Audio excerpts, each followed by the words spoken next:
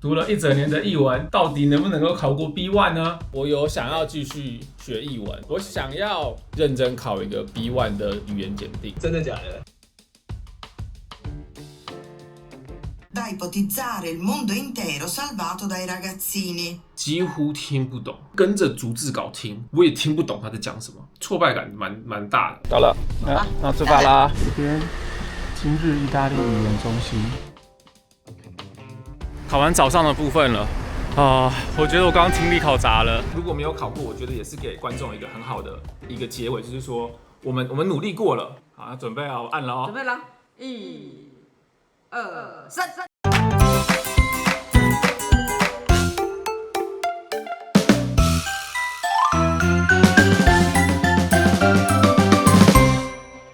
我要挑战从零开始学习一个外语，并且坚持一整年的时间，最后来看一下自己能够达到什么样子的语言程度。Hello， 我是阿迪。那前情提要，去年大概2月的时候，为了要去意大利拍摄工作，花了30天100个小时学习意大利文。结论来说，我达到了一定的语言程度。我在旅游的时候可以跟当地人对话，可以沟通，排解一些问题，然后也很大幅度的提升了在当地旅游的品质。做完那个30天的挑战之后，我就已经有这个想法，就是我要延续到一整年都持续学这个语言。那我会把这一整年的过程全部都记录下来，我运用什么方式，有没有遇到什么瓶颈，以及到最后我会去考一个意大利文的语言检定测验。这就是即将要筹备一整年的大计划。那我们接着一起看下去吧。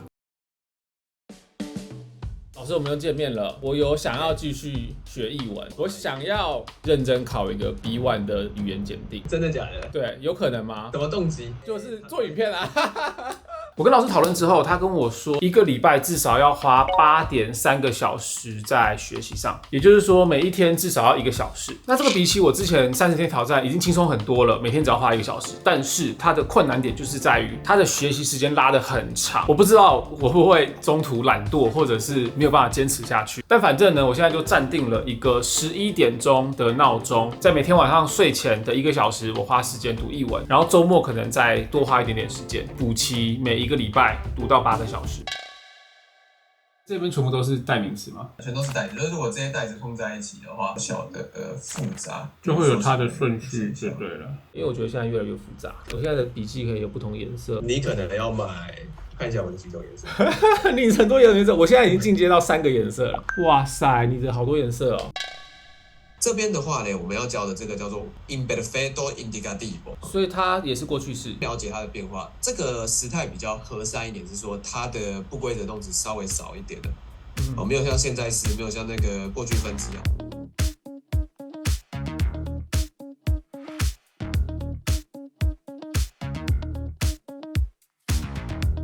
我觉得这次去肯亚蛮有挑战的，因为这次去肯亚是在一个 safari 里面，然后要过时间，应该可以吧？我们今天下午5点会在做什么？应该在看犀牛。在看犀牛。对 ，OK。我今天5点有一个译文课要上。哦，哇哦，是线上课吗？对，线上课，边看犀牛边上译文课，天哪！工作太努力了，太忙。这边从早上6点起来吃早餐，然后就一整天的 game drive， 到晚上回来之后，我还要整理一整天拍的档案，大概要花1个小时，就会到可能10点11点，我就会累昏。我的译文目前进度非常的堪忧。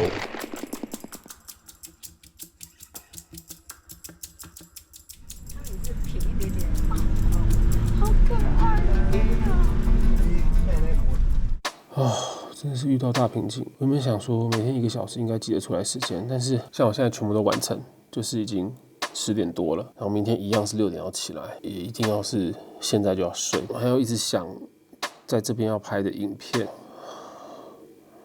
真是完全没有办法专心学意大利文。开始压力越来越大，因为落掉的等于是回去台湾要补起来，然后又代表我下一趟去法国可能也会遇到类似的状况，然后再想想看怎么办。我现在已经回到台湾了。我觉得出国是一个问题啦，就真的很难找到时间可以 dedicate 好好坐下来读书1个小时，可能顶多就滑单字卡这样。也会有一个比较底层的心理是容易怠惰跟不自律，因为就觉得考试是在11月底，可能还有时间吧。现在是不是如果很累的话就休息？但我接下来真的要赶进度了，因为我7月底又要去法国，出国一样会进入到没有时间恶性循环之外，我还要抽时间学法文，所以学译文的时间又会更压缩。好。就我真的要加油了。你还有再多写吗？这礼拜没有，因为这礼拜我都在学法文。看法文。对，好 ，OK。然后现在马上要开始上意大利文课，直接错乱。希望你转得过来。意大利文比较硬啊 ，mille，现在变成是法文的发音 ，mille， 对 mille。我觉得我现在的问题是养成习惯，我想说买一些实体的课本，养成每一天就拿出来看一看，写一些练习的习惯，这样累积时数起来应该会比较扎实。我居然把意大利文课本带来巴黎了，人在曹营心在汉嘛！啊！跟密集1个月学习比起来，长时间的学习很难自律的每一个时数都学满，就好像原本说那个每一天学1个小时这个计划执行起来相对困难，因为老师说学语言跟其他事情比较不有趣，所以工作一整天到晚上就很累，想要休息想耍废的时候就会提不起劲学习，所以现在变成是只有周末没有工作的时间比较可以学，过了一半的时间学习时数目前累计只有50个小时，设定200个小时来说只完成了1/4，但同时我又觉得我好像已经尽力了，为了补足我自律上面的不足，我现在要做的就是创造让自己更容易自律的学习环境。很多成功学的作者都会讲到神圣时间的概念，就是如果你有很想要做到的事情，要把一天的某一个时段完全的奉献给他，是其他事情不能侵占的。那既然我晚上会因为一整天的工作容易偷懒，对我最有胜算的时间是一早刚起床的10点到12点。为了打造容易让自己自律的环境，我多用了一个专注力的 App， 把10点到12点在手机上、电脑上的通讯软体、社交软体全部都锁起来，然后也设定了一个每一天只能用1小时的社交软体上限。接下来3个月打算这样子学习，让自己减少浪费的时间，并且更容易自律。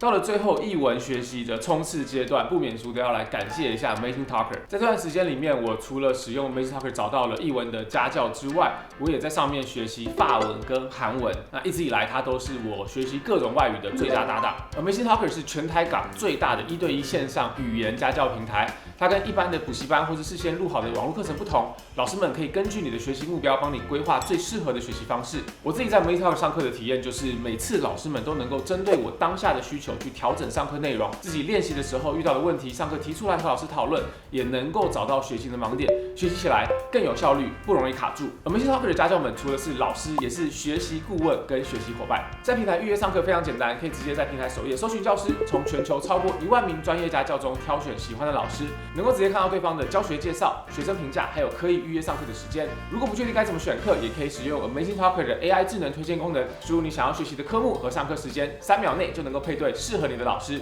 课程选择非常多元，像是意大利文、投资理财和数学、物理各种学校的学科都有。如果你没有上过线上的家教课，不是很确定这种远端上课的方式适不适合你，在 Amazing Talker 上面注册上课是完全不用绑约的，所以可以先买1堂课体验看看。那我会把新用户$10的课程兑换券一样放在影片的下方资讯栏。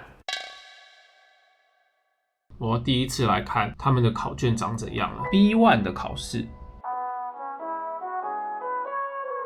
我的那个阅读跟听力啊，都大概只对一半。那很危险哦！救命啊！因为它都是各40分嘛，阅读好像22分吧，听力真的听不懂呢。听力我都是抓关键字，就是刚好对20啊。写作你帮我改一下，不知道这样会拿多少分？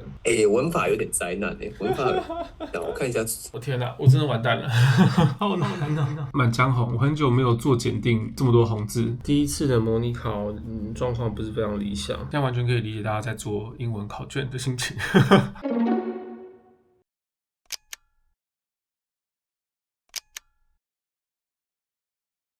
Li amava tanto da ipotizzare il mondo intero salvato dai ragazzini.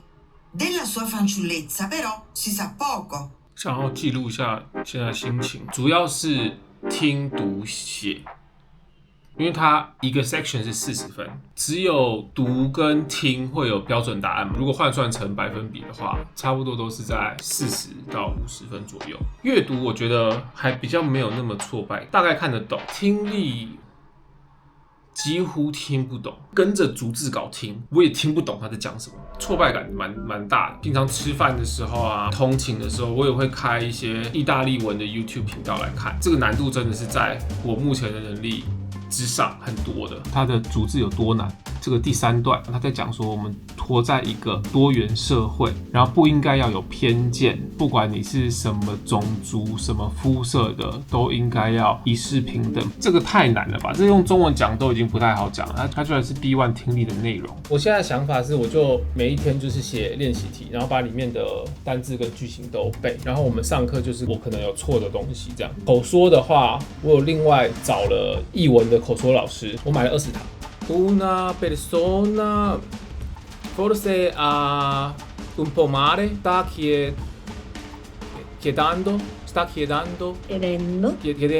chiedendo qualche domanda. Finiamo raccontandomi un po' della tua famiglia. Sì, la mia famiglia è composta da mio padre, mia madre e mia sorella minore. Siamo molto uniti, non litighiamo mai. Mia sorella abbastanza pigra e ama dormire. 结束了，把家还给我， Perfetto. 把家还给我。今天是11月1号，读了150个小时了，剩下20天我是打算每天再读个4个小时左右。然后昨天的课程也正式把 B1 全部会 cover 到的文法也都上完了。过去这2-3天做试题，发现我现在的程度真的还是差蛮多的，所以我现在的 mindset 已经从我要累积我译文的基础实力，转换到说我要怎么样可以破解这个考试。我现在的计划是这样：每一天做完一整篇模拟试题，然后去研究里面所不会的东西，熟悉题型之外，知道自己的弱点是什么，针对这些弱点去加强。最主要应该就是听力跟口说，用最有效率的方式提升我的分数。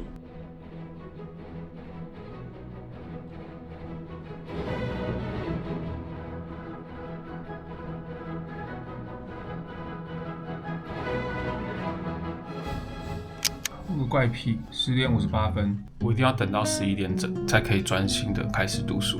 还有另外一个习惯，我通常在家里面都穿这个棉裤、短裤。读书很没有动力的话，我就会换上黑色的长裤，这样我就会很有干劲。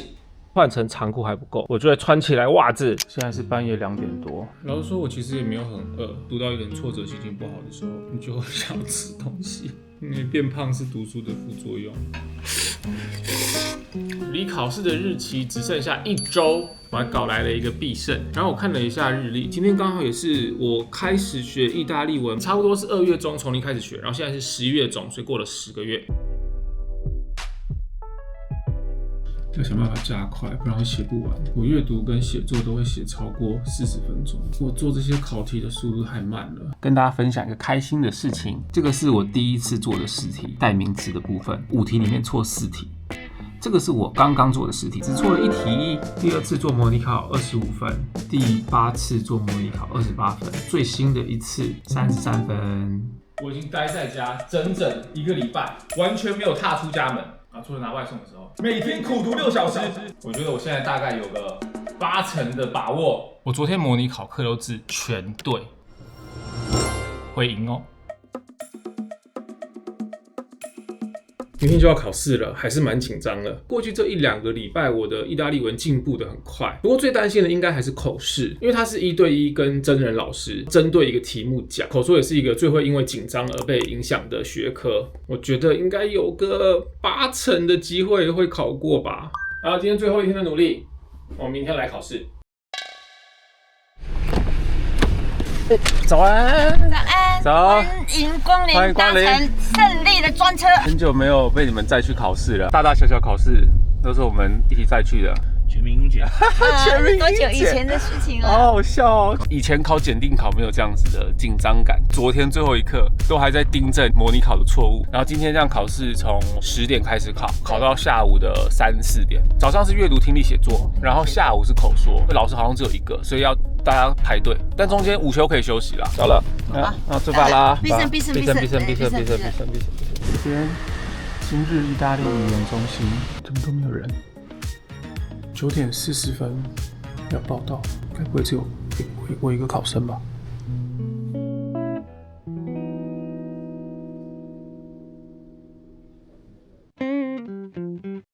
考完早上的部分了。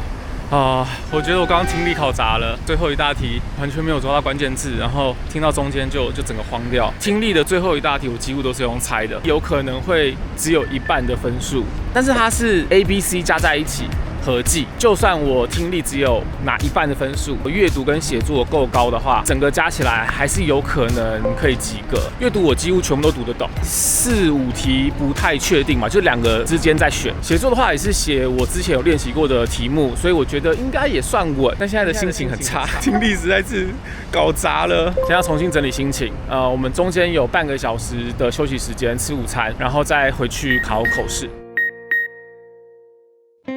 耶！我考完了，译文 B1 检定。刚刚的口试呢，我只能说非常的顺利，我觉得我应该会通过。刚刚有2个老师跟我一起对话，然后呢，我非常的幸运，就是这次考试的题目都是我以前有练习过的，跟老师们还可以一来一回，然后有说有笑。我的想法就是，不管是拿到什么题目，我就想办法把它凹到我很会讲的那一段里面。最难的话是情境对话嘛，我是一个去意大利留学的学生，跟他们讲说为什么我离开台湾去意大利留学，然后我就想到我可以把它连接到讲食物的部分，因为我有练了一整套为什么喜欢意大利的食物，喜欢哪一种食物，然后我现在正在学怎么煮这个食物，那一整段就非常的顺 ，maybe 可以有个30分。然后今天晚餐我安排了一个大餐，犒赏自己过去这1个月的苦读。我现在刚到家，因为我们写笔试的时候呢，先把它写在一张白纸上面，然后再誊上我们的考卷，这个是可以带回来的。我刚刚把我的作文打到 ChatGPT 里面，错的比我想象中多一点点，有短回应跟小作文嘛。短回应我被纠正了4点，小作文我被纠正了7点，可能单字没有拼对啊，字这边少一个字，那边少一个字。影片最前面大家还记得，我们有介绍到译文有3个过去式嘛，我其中有一个进过去式跟未完成的过去式有搞混了，然后还有一些冠词的小错，我觉得也是蛮可惜的，因为像是多加了冠词或者是拼字错误，就没有犯太大的文法错误。不知道这种小错误会不会反而被扣比较多分？这个考试的结果要很久，要几个月之后才会出来。我猜我的阅读至少可以拿35分，我全部都读得懂。有印象，我刚查了一下，我也猜对了。写作通篇下来被纠正了10个地方，因为写作总共40分嘛，这样扣10分的话呢，就是30分。也有可能我错都太基本，所以被加重扣分，那我就抓个24好了。我觉得写作应该算是有写及格，因为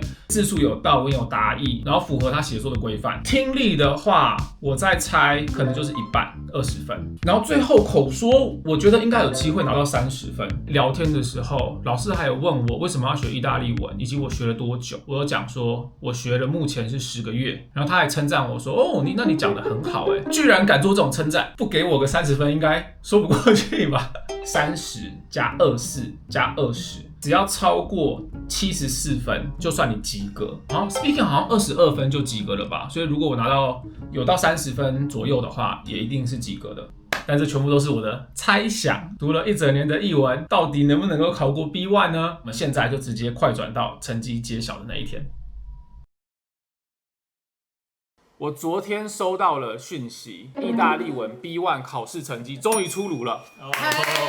花了3个月，等了300年。我希望我有过，这样子的话，影片就有很好的结局。但我要打一个预防针，也是有可能不过的，因为我这个计划是学了1整年了，在开启成绩之前都可以先打预防针嘛。如果说没过的话，那没有关系，因为其实考试不是一切。对啊，对，因为我这一年的学习其实不会被这个成绩影响。我举一个例子啦，国中毕业之后呢，本来希望他考上建中的，结果没考上建中。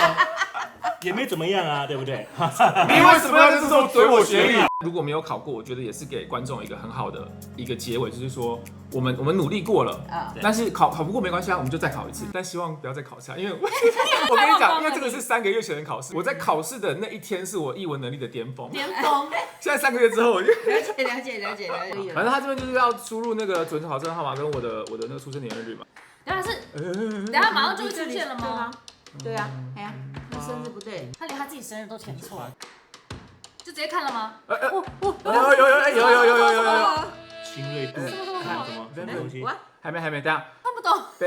好，准备好，我按了哦。准备了，1、2、3。